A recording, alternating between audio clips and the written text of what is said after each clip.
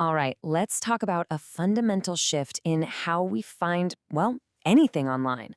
That classic Google search page we've known for decades, it's changing for good. And if you run a business, what you do next could seriously mean the difference between being the top recommendation and being completely invisible. Let's dive in. And this right here, this is a real fear from a local business owner. It just perfectly captures that anxiety so many people are feeling. You know, you can follow all the old rules, spend a ton of money, and still feel like you're shouting into the void. This exact fear is why we have to talk about this. So, what is the core problem here? Well, for the last 20 years, the game was pretty simple. Get to the top of that list of 10 blue links. But that list, well, it's vanishing. We are right in the middle of a massive change. And the old playbook, it's officially obsolete. This visual just nails the difference. Yesterday, you did a search, and you got a page of options, a whole menu of websites to go explore.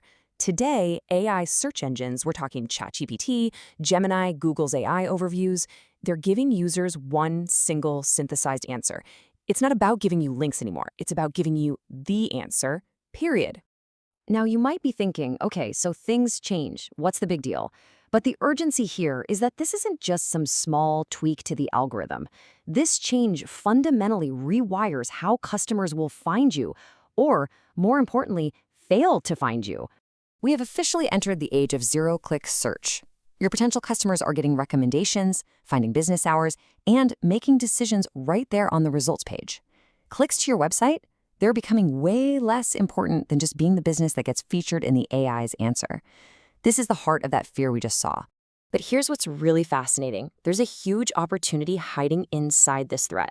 While your overall traffic might dip, the data shows that the visitors who do click through from an AI recommendation, they convert 4.4 times better than a typical search visitor.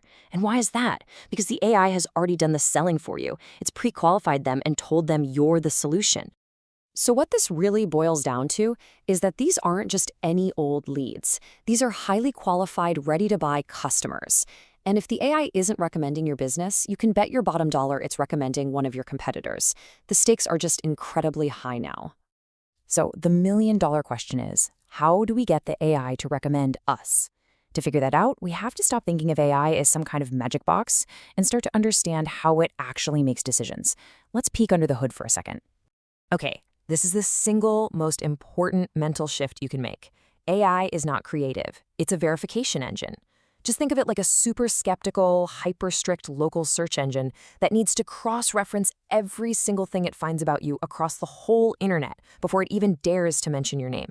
The very first thing this strict engine looks for is what we call a consistent entity. The easiest way to think about this is like a digital ID card for your business. It's asking, is this business a real, verifiable thing? Is its name, address, and phone number the exact same everywhere? Because even a tiny difference, like listing your address on Main Street in one directory and Main Street in another, creates confusion. And if there's any doubt, the AI just ignores you. It moves on. And this is where it gets really, really important. Academic research has confirmed that AI has an overwhelming bias. It trusts what other credible, third-party sources say about you way more than what you say about yourself on your own website or on social media. Your reputation is now literally defined by what other people say about you online. Okay, so we've got the problem, we've got the insight, that's our foundation. Now let's build on it with a practical step-by-step action plan you can actually use. So forget about chasing keywords and blue links. Your new strategy really just comes down to these 3 steps. This is your playbook for becoming the kind of business that AI trusts, that it cites, and most importantly, that it recommends to your future customers. Step 1 is the bedrock. You have to make it dead simple for the AI to verify who you are. This means your core business details, your name, your address, the services you offer, they have to be perfectly, almost obsessively consistent across every major platform. No little variations, no close enough. Step 2 is all about your website.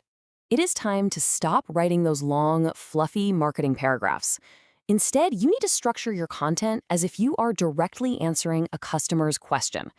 Use a question as your heading, give the answer immediately in the first sentence, and then provide the details. This makes your content super easy for an AI to just grab and use in its own answer. And finally, step 3. This is all about building that third-party proof that the AI craves. You have to earn mentions from sources that AI already sees as credible. A mention in a local news blog or a feature on a best of the city list is now more powerful than ever before. These are the trust signals that AI is actively hunting for.